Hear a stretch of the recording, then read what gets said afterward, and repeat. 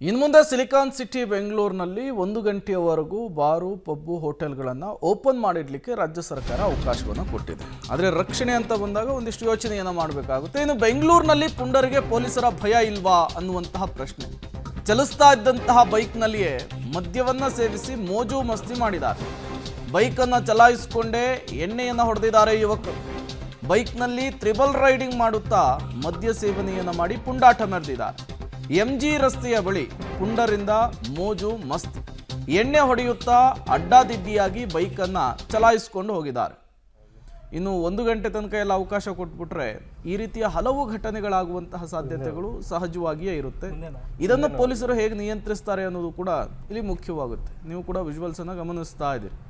ಒಂದೇ ಬೈಕ್ನಲ್ಲಿ 3 triple riding, ಅದರ ಜೊತೆಗೆ ಹೆಲ್ಮೆಟ್ ಹಾಕಿಲ್ಲ, ಕೈಯಲ್ಲಿ ಮದ್ಯದ ಬಾಟಲನ್ನು ಇಟ್ಟುಕೊಂಡು ತೂರಾಡಿಕೊಂಡು ಎರ್ರಾಬಿರ್ರಿ ಗಾಡಿಯನ್ನು ಓಡಿಸ್ಕೊಂಡು ಹೋಗ್ತಾ ಇರುವಂಥದ್ದು. ಇದು ಬೆಂಗಳೂರಿನಲ್ಲಿ ಕಂಡು ಬಂದಂತಹ ದೃಶ್ಯ. ನೋಡಿ, ಯಾರ ಭಯ ಇಲ್ಲ, ಯಾವ ರೀತಿಯಾಗಿ ಹೋಗ್ತಾ ಇದ್ದಾರೆ ಇವರು ಅಂಥೇಳಿ. ಇದು ತಡರಾತ್ರಿ ನಡೆದಿರುವಂತಹ ಘಟನೆ. ಇದನ್ನು ಹಿಂಬದಿಯಲ್ಲಿದ್ದಂತಹ ಕಾರ್ನ ಡ್ರೈವರ್ ಸೆರೆ ಹಿಡಿದಿರುವಂತಹ ವಿಡಿಯೋ. ಈ ರೀತಿ ನಡ್ಕೊಳ್ಳೋರಿಗೆ ಕ್ರಮ ತೆಗೆದುಕೊಳ್ಬೇಕು ಅಂಥೇಳಿ ಅವರು ಆಗ್ರಹಿಸಿರುವಂಥದ್ದು.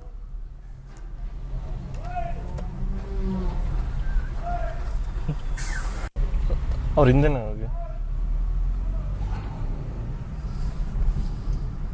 ಹಿಂದೆ ಹೋಗಿ ಹಿಂದೆನೇ ಹೋಗಿ ಒಂದು ನಿಮಿಷ.